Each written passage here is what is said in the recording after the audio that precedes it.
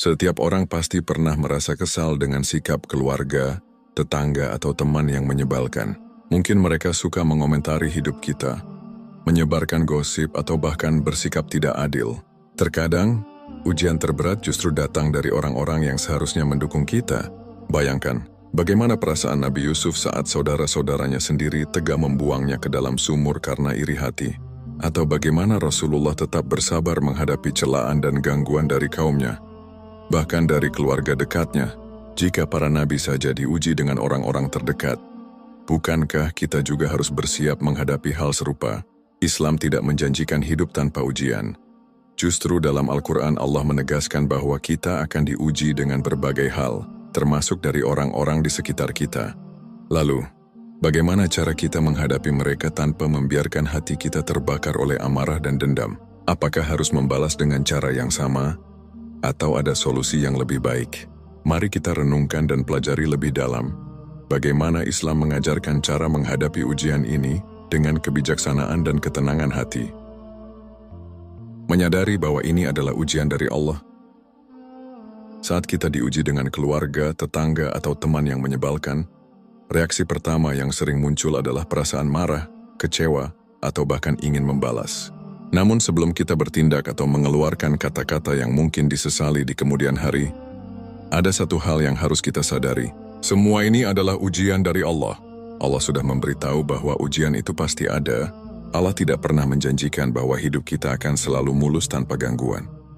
Dalam Al-Quran, Allah dengan jelas berfirman, "Dan sungguh kami pasti akan menguji kamu dengan sedikit ketakutan, kelaparan, kekurangan harta, jiwa, dan buah-buahan. Dan sampaikanlah kabar gembira kepada orang-orang yang sabar." Quran Surat Al-Baqarah ayat 155. Gangguan dari orang-orang sekitar, baik dalam bentuk ucapan yang menyakitkan, perilaku yang merugikan, atau sikap yang tidak menyenangkan, adalah bagian dari ujian hidup. Ini adalah cara Allah menguji kesabaran, keimanan, dan kedewasaan kita dalam menyikapi keadaan. Mari kita lihat bagaimana Nabi Yusuf menghadapi ujian dari saudara-saudaranya. Mereka bukan hanya iri padanya, tetapi tega membuangnya ke dalam sumur dan menjualnya sebagai budak. Namun apa yang dilakukan Nabi Yusuf? Dia tidak menyimpan dendam. Bahkan ketika Allah memberinya kesempatan untuk berkuasa di Mesir, dia tetap memaafkan mereka. Begitu pula Rasulullah, yang sering diganggu dan dihina oleh orang-orang di sekitarnya, bahkan oleh keluarganya sendiri seperti Abu Lahab. Namun beliau tetap bersabar dan tidak membiarkan kebencian menguasai hatinya. Dari kisah-kisah ini, kita bisa belajar bahwa menghadapi orang-orang menyebalkan dengan penuh kesabaran adalah jalan yang lebih baik daripada membalas dengan keburukan yang sama. Mengubah pola pikir, ini bukan hukuman tapi ladang pahala. Seringkali, saat menghadapi seseorang yang menyebalkan, kita merasa bahwa ini adalah ketidakadilan atau hukuman dari Allah. Padahal jika kita melihat dari sudut pandang yang lebih luas, ini sebenarnya adalah kesempatan untuk meraih pahala yang besar. Setiap kali kita bersabar terhadap gangguan orang lain, Allah mencatatnya sebagai amalan baik. Rasulullah bersabda, "Tidaklah seorang muslim tertimpa suatu musibah, baik itu kelelahan, sakit, kekhawatiran, kesedihan, gangguan, maupun kegelisahan, hingga duri yang menusuknya, melainkan Allah akan menghapus dosa-dosanya." Hadis riwayat Bukhari dan Muslim. Jadi jika ada seseorang yang terus menguji kesabaran kita, bisa jadi itu adalah cara Allah untuk mengangkat derajat kita di sisinya. Menyadari bahwa setiap orang memiliki ujian berbeda. Kadang kita merasa, kenapa saya harus menghadapi orang-orang seperti ini? Padahal setiap orang memiliki ujiannya masing-masing. Ada yang diuji dengan kemiskinan, ada yang diuji dengan penyakit, dan ada juga yang diuji dengan lingkungan yang sulit. Apa yang kita alami adalah bagian dari skenario Allah yang telah ditetapkan. Allah tidak akan membebankan sesuatu di luar kemampuan hambanya, sebagaimana firman-Nya. Allah tidak membebani seseorang melainkan sesuai dengan kesanggupannya. Jika kita diuji dengan orang-orang yang menyebalkan, berarti Allah tahu bahwa kita mampu menghadapinya. Ujian ini bisa jadi adalah jalan untuk menjadikan kita pribadi yang lebih kuat dan lebih sabar.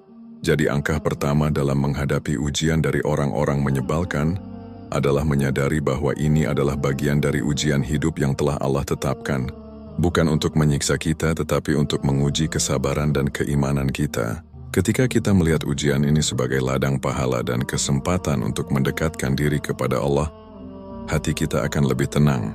Sebaliknya, jika kita menganggapnya sebagai beban atau ketidakadilan, kita hanya akan dipenuhi amarah dan kekecewaan. Di bagian berikutnya, kita akan membahas bagaimana cara menjaga hati agar tetap bersabar dan tidak terbawa emosi ketika menghadapi situasi seperti ini. Menjaga hati agar tetap sabar dan tidak terbawa emosi. Setelah kita menyadari bahwa ujian dari orang-orang menyebalkan adalah bagian dari ketetapan Allah, langkah berikutnya adalah menjaga hati agar tetap sabar dan tidak mudah terpancing emosi. Ini bukan hal yang mudah, karena sebagai manusia kita pasti memiliki perasaan marah, kecewa, atau bahkan sakit hati. Namun Islam mengajarkan cara-cara agar kita bisa menghadapi situasi ini dengan tenang dan bijaksana. Memahami bahwa sabar itu tidak pasif, tapi tindakan aktif. Banyak orang mengira bahwa sabar berarti diam saja dan menerima perlakuan buruk tanpa perlawanan. Padahal sabar bukan berarti pasrah, tetapi kemampuan mengendalikan diri dan bertindak dengan cara yang benar. Rasulullah bersabda, "Orang kuat itu bukanlah yang menang dalam bergulat. Sesungguhnya orang kuat ialah siapa yang dapat menahan dirinya ketika marah." Hadis riwayat Bukhari. Sabar berarti menahan diri dari membalas dengan keburukan, berpikir sebelum bertindak, dan mencari solusi terbaik tanpa merugikan diri sendiri atau orang lain. Mengingat balasan besar bagi orang yang bersabar. Saat kita merasa emosi mulai memuncak, cobalah ingat bahwa setiap kesabaran yang kita tahan akan diganjar pahala yang besar. Dalam Al-Quran, Allah berfirman, "Sesungguhnya hanya orang-orang yang bersabarlah yang dicukupkan pahala mereka tanpa batas." Quran Surat Az-Zumar ayat 10. Bayangkan jika setiap kata menyakitkan yang kita tahan, setiap gangguan yang kita sabari, dan setiap rasa kecewa yang kita telan menjadi ladang pahala yang tanpa batas. Dengan pemikiran seperti ini, kita akan lebih mudah menenangkan diri dan menahan emosi. Mengontrol emosi dengan mengubah perspektif. Seringkali, kemarahan muncul karena kita merasa disakiti, dihina, atau diperlakukan tidak adil. Namun jika kita mengubah cara pandang, kita bisa lebih mudah mengendalikan emosi. Misalnya saat ada teman yang terus-menerus menyindir atau menyakiti kita, cobalah berpikir, bisa jadi dia memiliki masalah dalam hidupnya yang membuatnya bersikap seperti itu. Bisa jadi ini adalah cara Allah mengajarkan kita untuk lebih kuat dan sabar. Bisa jadi Allah sedang menjauhkan kita dari keburukan yang tidak kita sadari.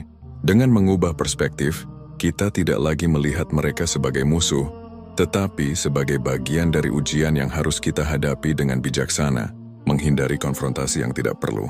Salah satu cara menjaga hati agar tetap sabar adalah dengan tidak memperkeruh suasana. Jika kita tahu bahwa berdebat atau melawan hanya akan memperburuk keadaan, lebih baik kita menghindarinya. Rasulullah mengajarkan, "Aku menjamin sebuah rumah di surga bagi orang yang meninggalkan perdebatan, meskipun ia berada di pihak yang benar." Hadis riwayat Abu Dawud.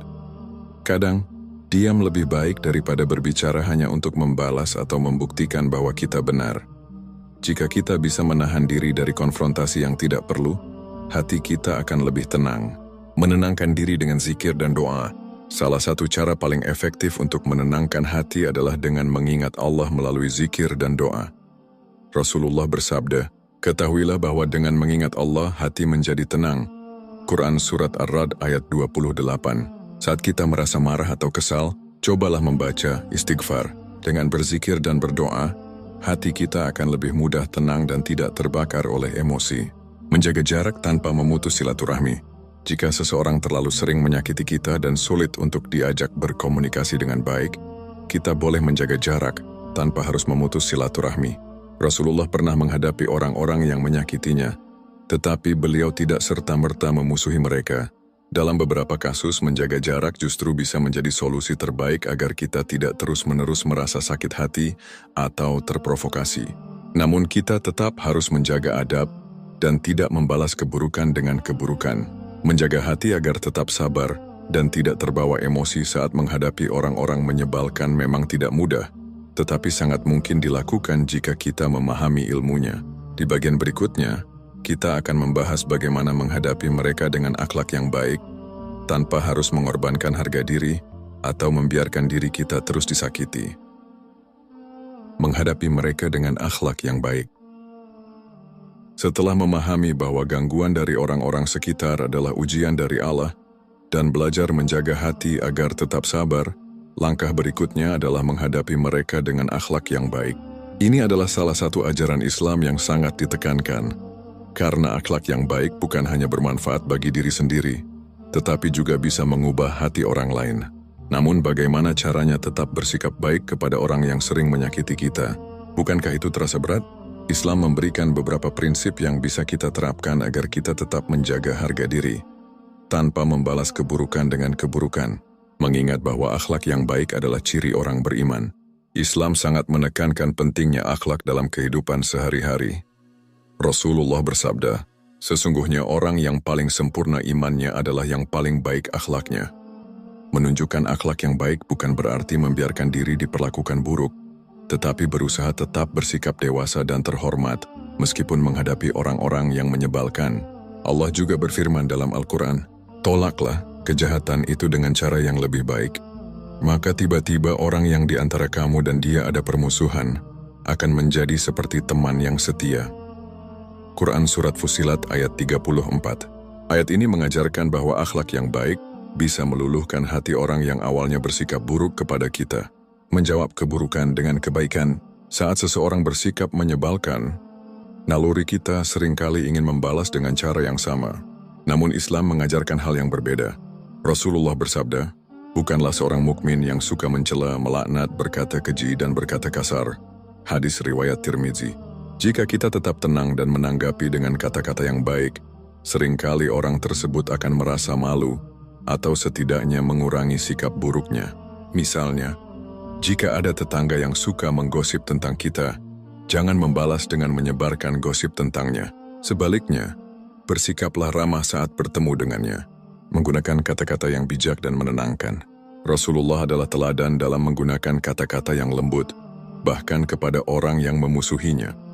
Dalam sebuah hadis disebutkan, barang siapa yang beriman kepada Allah dan hari akhir, hendaklah ia berkata yang baik atau diam.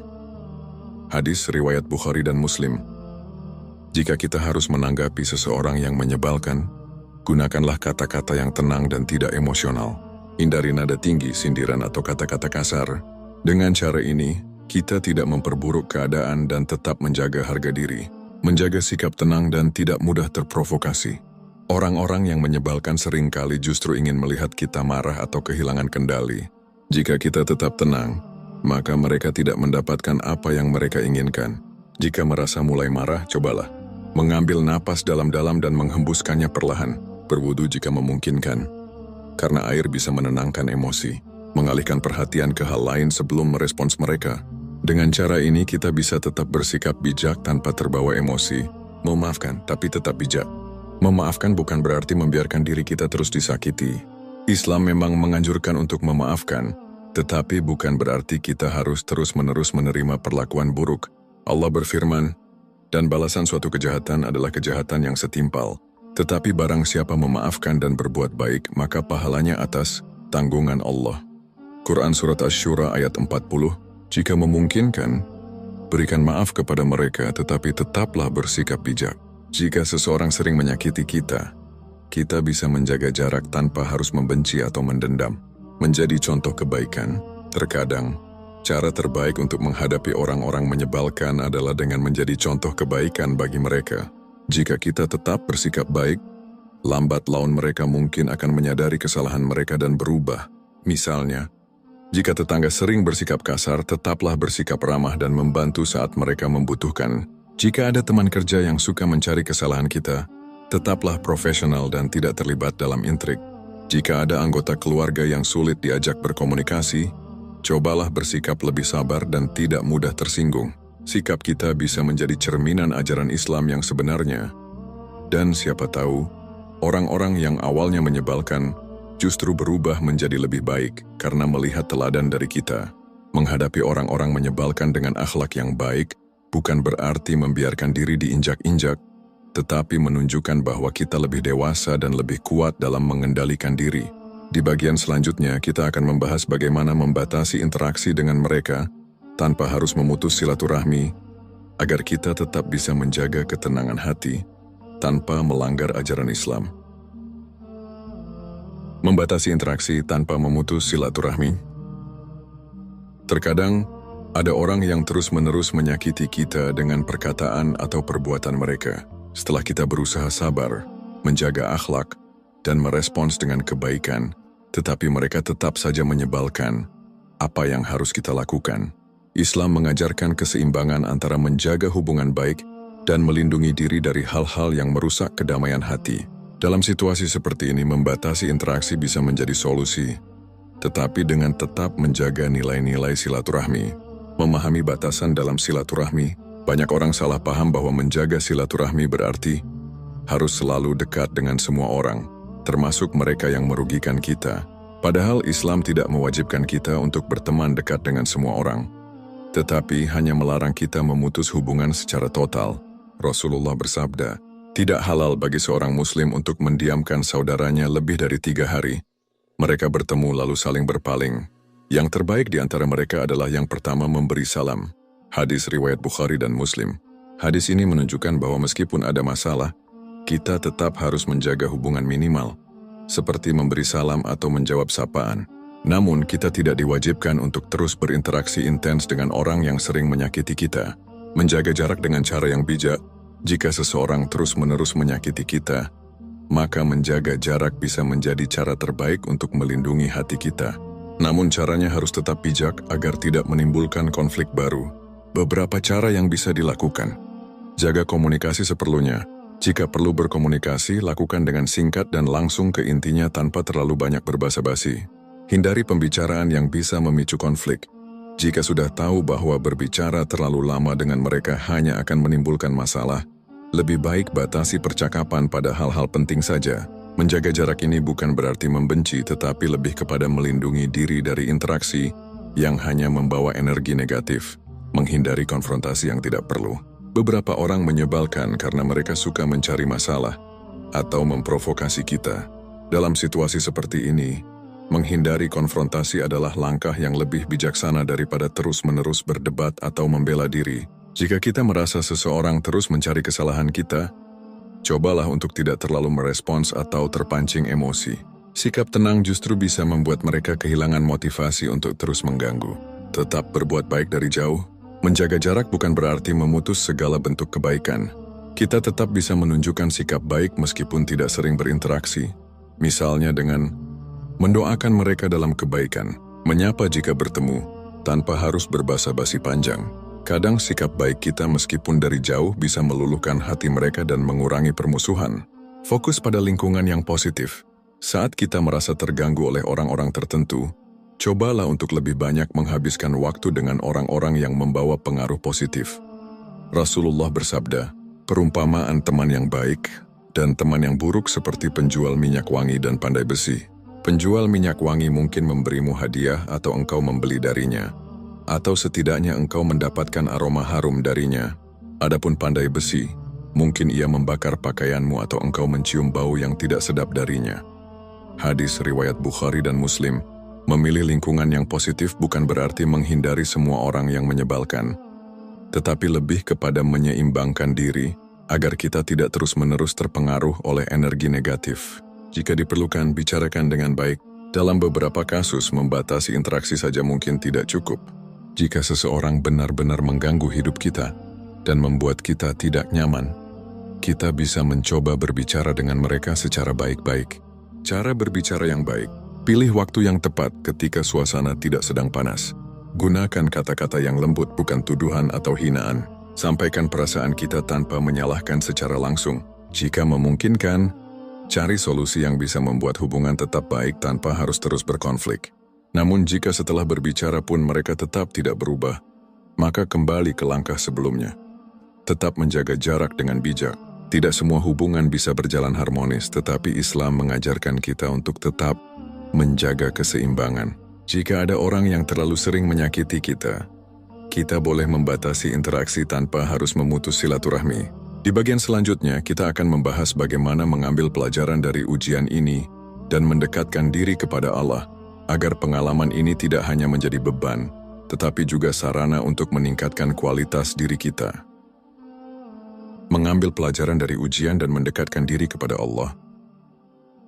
Setiap ujian dalam hidup, termasuk menghadapi orang-orang yang menyebalkan, bukanlah sesuatu yang terjadi tanpa alasan.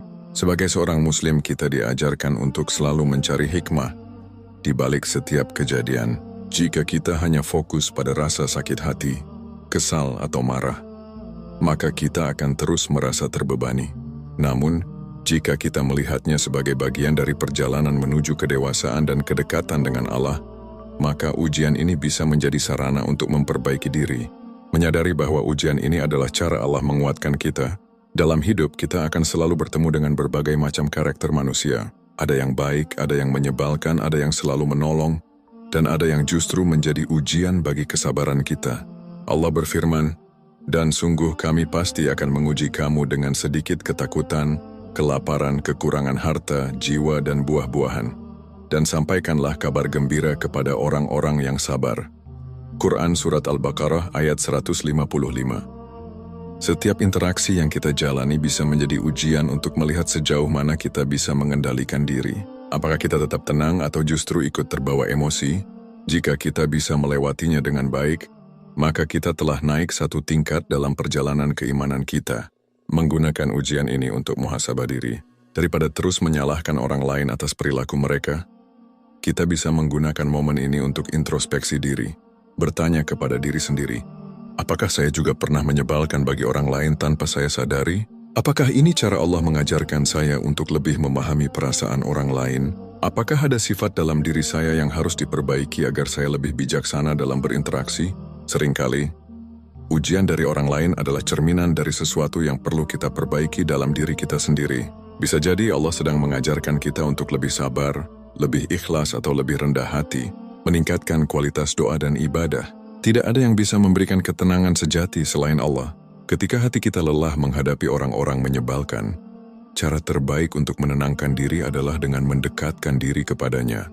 Beberapa amalan yang bisa kita lakukan untuk mendapatkan ketenangan hati: perbanyak zikir, membaca subhanallah, alhamdulillah, dan Allahu Akbar, bisa membantu hati lebih tenang. Sholat tahajud. Waktu malam adalah saat terbaik untuk mencurahkan segala keluh kesah kepada Allah. Berdoa untuk ketenangan hati. Dengan memperbanyak ibadah, kita akan lebih mudah menghadapi segala ujian dengan kesabaran dan ketenangan. Mengambil pelajaran untuk kehidupan yang lebih baik. Setiap pengalaman dalam hidup bisa menjadi pelajaran berharga jika kita mau belajar darinya. Jika kita telah melalui berbagai tantangan dalam berinteraksi dengan orang lain, kita bisa menggunakan pengalaman itu untuk menjadi pribadi yang lebih baik. Pelajaran yang bisa kita ambil: belajar membedakan mana orang yang layak untuk diberi perhatian dan mana yang lebih baik dijaga jaraknya. Belajar mengendalikan emosi dan tidak mudah terpancing oleh provokasi orang lain. Belajar untuk tetap berbuat baik, tetapi juga tahu kapan harus membatasi interaksi demi kesehatan mental. Belajar bahwa kita tidak bisa mengubah semua orang, tetapi kita bisa mengubah cara kita merespons mereka. Dengan memahami hal ini, kita akan lebih siap menghadapi berbagai jenis orang di masa depan tanpa harus selalu merasa terbebani. Menjadikan kesabaran sebagai kunci keberkahan hidup. Dalam Islam, kesabaran adalah salah satu sifat yang paling tinggi nilainya. Kesabaran bukan hanya berguna untuk menghadapi orang-orang menyebalkan, tetapi juga dalam berbagai aspek kehidupan lainnya. Orang yang sabar akan lebih mudah menghadapi tantangan hidup, lebih kuat dalam menghadapi ujian, dan lebih mampu menjaga hubungan dengan sesama.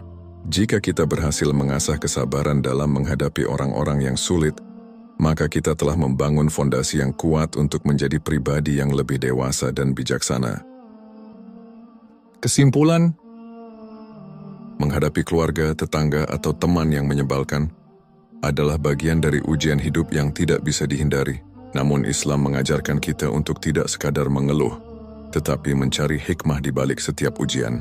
Jika kita melihatnya dengan sudut pandang yang benar, pengalaman ini justru bisa menjadi sarana untuk memperbaiki diri dan mendekatkan diri kepada Allah. Gunakan momen ini untuk introspeksi diri agar kita bisa menjadi pribadi yang lebih baik. Dekatkan diri kepada Allah melalui doa dan ibadah, karena hanya dengan mengingatnya hati akan tenang. Ambil pelajaran dari pengalaman ini agar kita bisa lebih bijak dalam menghadapi orang lain di masa depan. Jadikan kesabaran sebagai kunci keberkahan hidup, karena orang yang sabar akan mendapatkan balasan yang lebih baik dari Allah. Pada akhirnya, yang bisa kita kendalikan bukanlah sikap orang lain, tetapi bagaimana kita meresponsnya. Dengan sikap yang benar, ujian ini bisa menjadi ladang pahala dan sarana untuk mendekatkan diri kepada Allah. Semoga Allah memberikan kita kesabaran dan kebijaksanaan dalam menghadapi segala ujian hidup.